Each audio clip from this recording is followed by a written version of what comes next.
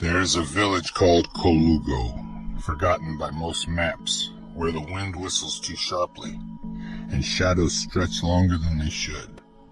At the edge of this village stood an orphanage, old, quiet, and wrapped in vines like the forest wanted it back. 13-year-old Naya had never heard of Kolugo before the accident. The accident that stole her parents and left her with only a small suitcase, a photograph, and the memory of warm laughter. She arrived one cloudy afternoon. The building loomed before her, tall and broken, its roof sagging slightly, its windows blinking like tired eyes. A woman with skin like old leather and eyes that held too many secrets greeted her at the door. "Mama Deka," she introduced herself, not offering a smile. "This is your new home. Keep your voice low, your thoughts clean, and your feet away from the attic." Naya didn't ask why, but she wondered. Inside, the walls were filled with faded pictures and children's whispers. The air smelled of dust and something older, like forgotten prayers. In the shared dorm, Naya met Obi, a boy who said little but watched everything. And Amaka, a younger girl who hummed to herself and drew spirals in the dirt. That night, Naya couldn't sleep. A strange chill pressed against her window, though it hadn't rained. When she finally drifted off, she dreamed of mirrors. Not her reflection, just mirrors, watching. The next day at lunch, Naya asked Obi, "What's in the attic?" Obi didn't look up. Nothing, and it should stay that way. But curiosity is a living thing. It grows fast when fed silence. That evening, a creaking sound pulled Naya from her bed. Everyone else was asleep. She crept through the hallway, barefoot, following the sound, soft like a whisper in the wood. She found herself at the foot of the attic stairs. The old "Do Not Enter" sign had fallen off. The air was colder here. Step by creaking step, she climbed. The attic was filled with forgotten things. Old trunks, broken chairs, dolls with no eyes. And at the far end stood something covered in a tattered white sheet. Naya pulled the cloth. A mirror. Tall, black-framed. Its surface shimmered like water. She stepped closer. Her reflection stared back and smiled. But Naya hadn't smiled. Then, a voice. Not out loud, but in her bones. "You miss them, don't you?" She spun around. Nothing. When she looked back, the reflection was still smiling. Behind it, a woman with no eyes standing in the glass, whispering, "Give me one memory, and I'll give you what you lost." Naya screamed. No one heard, because in Kolugo, the mirror listens, but it never forgets. After that night, Naya didn't speak of what she saw. Not the smiling reflection. Not the woman with no eyes. Not the voice that offered her the impossible. She tried to forget, but the mirror didn't. Days passed like shadows, long and quiet. Naya noticed things now. How the air near the attic was always colder. How the wind whispered names when no one else was around. How Amaka, the little girl who once giggled and clung to her teddy, now sat in silence, humming the same haunting tune over and over. And then one morning, Amaka spoke. Her voice was hollow, but her eyes gleamed with something unfamiliar. "I don't remember my mother's face anymore," she said. She didn't sound sad. She sounded free. "I asked the lady to make the bad things go away." Naya froze. What lady? Amaka smiled. The one in the mirror. She listens. Later that day, the whispers returned, louder now. Obi cornered Naya near the water pump. "Did you go up there?" Naya didn't answer. "I saw you come down, Naya. And now Amaka. She's different."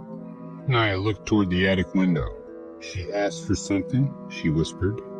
"And I think the mirror gave it to her?" Obi scoffed. "That's stupid." But that night he dreamed of the mirror. It stood at the end of his bed, breathing, watching, Inside it, he saw his own reflection, but it was crying, bleeding, reaching toward him, mouthing, "Don't look." Obi woke drenched in sweat, and the next morning, scratches appeared on the walls of the orphanage. Long, deep, angry scratches, as if made by fingernails that weren't human. Mama Decca prayed louder that day. Children stayed in their beds, and in the attic, the mirror pulsed faintly, as if alive. Naya decided to return. She climbed the stairs, her breath shallow, her hands trembling. This time, she brought a candle and her mother's photo. The mirror greeted her like an old friend, silent, still, waiting. "Why are you doing this?" she asked. The mirror didn't respond, until her reflection tilted its head, though she hadn't moved. "You want answers," it said. Naya nodded. The glass shimmered, and suddenly, she saw the past, the attic. Decades ago, children lined up before the mirror, whispering wishes. A girl, young Mama Decca, standing bravely as the lady in the glass offered her a deal. "Give me your pain," the lady said, "and I will give you peace. But nothing is ever free." One by one, those children vanished, and the mirror remained. Naya stumbled back, eyes wide. "Why is it still here?" she gasped. Her reflection leaned in close. Someone must pay to forget. That night, another child disappeared then. That night, another child disappeared. The orphanage didn't call the police. They never did. Instead, Mama Decca simply whispered, "May the shadows be satisfied." And in her bed, Amaka smiled in her sleep, though her shadow on the wall was now missing one arm. The village sky turned gray the day Naya found the diary. It was hidden beneath a loose floorboard under her bed, old, fragile, and bound with string.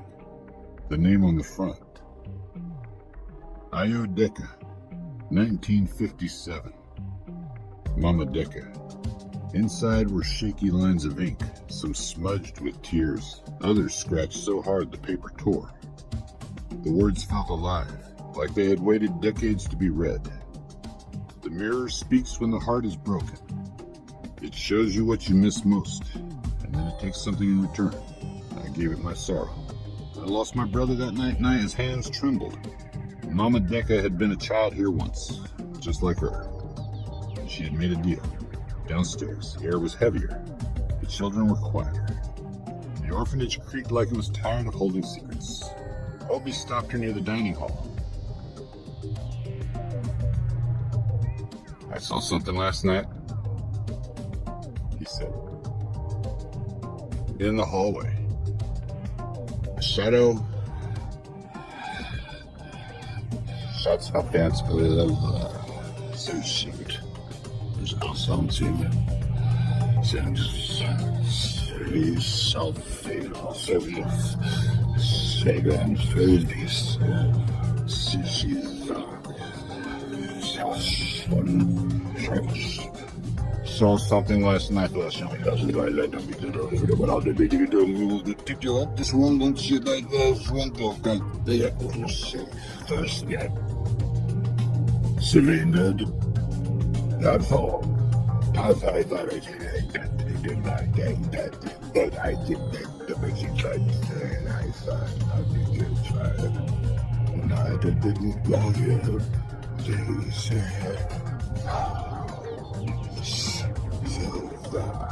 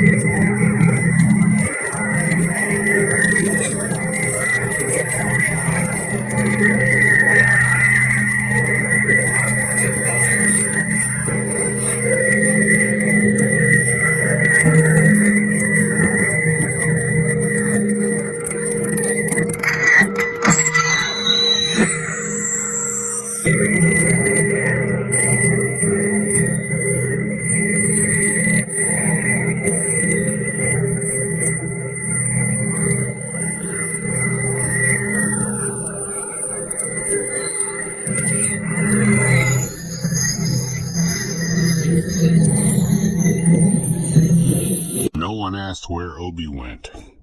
Mama Decca claimed he had run away in the night.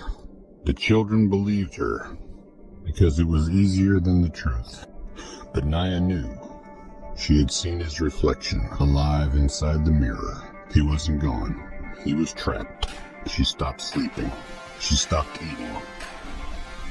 All she could see was the mirror. Nobi mouthing silent cries from behind the glass. So she made a choice. She would speak to the lady in the glass. That night the wind roared like a beast. Trees bent backward. Lightning split the sky. Naya climbed to the attic once more, this time with 3 things. Her mother's photo, a shard of broken mirror from the hallway, the diary of Mama Deka, pages now soaked with old sorrow.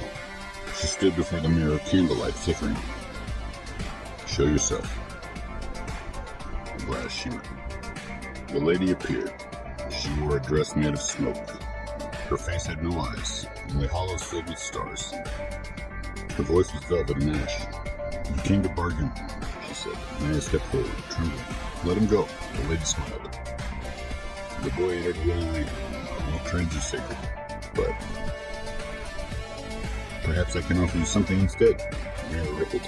And suddenly, her parents stood inside the glass. Alive. Laughing. Arms open. No, not big hole. Come home. Tears streamed down her face. I miss you. I miss you. Her mother's smile faded. Naya, she said, don't trust her. The lady hissed. One memory. Just one. A happy one. I'll give you back what you love. Naya clutched her mother's photo tight.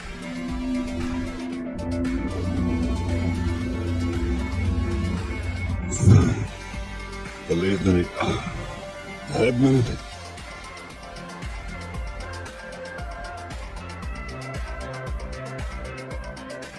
Shake that little J.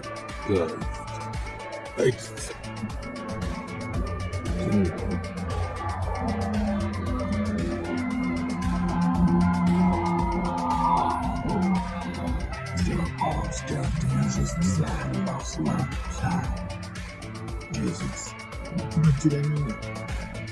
But Naya saw the trade contract outside. She wrote time and told her like that. That dream up, I tried to talk a drip, got back to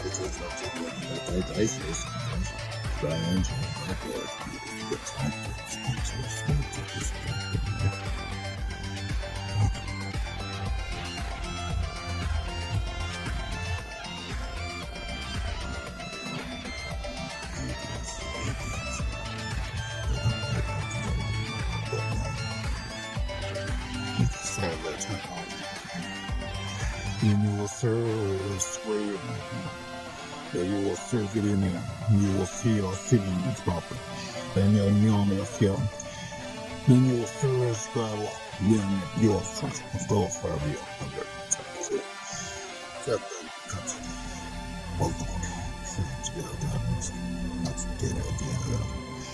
You live. Steady.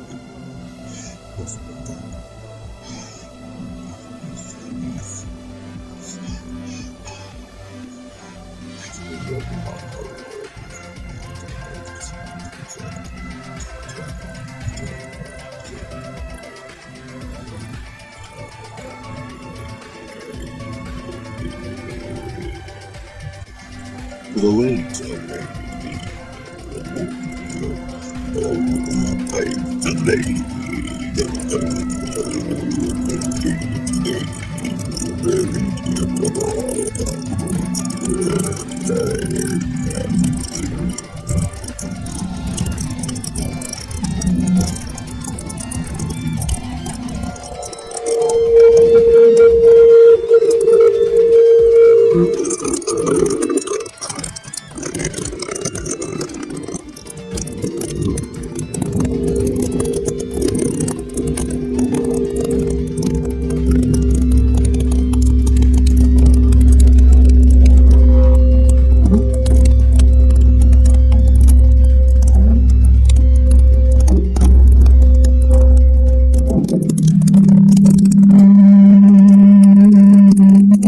came, but it brought no warmth.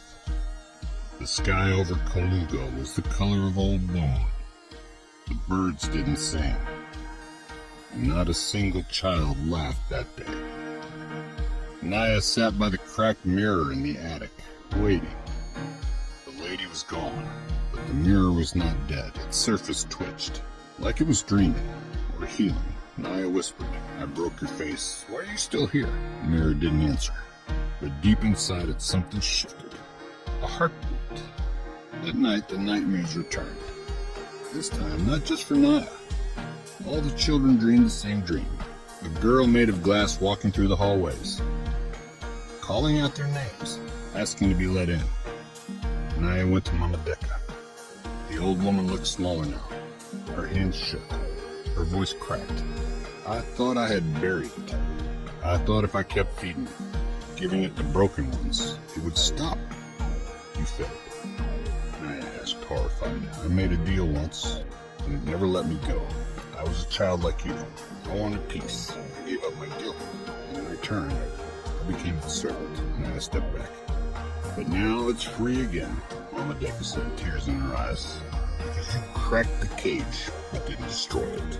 Downstairs, the mother in the corner playing with a shard of the mirror. Her fingers bled, but she didn't care. She whispered things to it. Names, wishes, fears. She had become the new voice of the mirror. And I knew what had to be done. She gathered every shard, every sliver of glass, from the attic, from the dorms, Amaka's trembling hands. And then she climbed the hill behind the orphanage, where the trees grew in twisted shapes, and the wind didn't blow. She stood over the old village wall. The one no one used anymore. And she spoke. No more memories. And she spoke. No more memories. No more trades. No more trades. And a choice.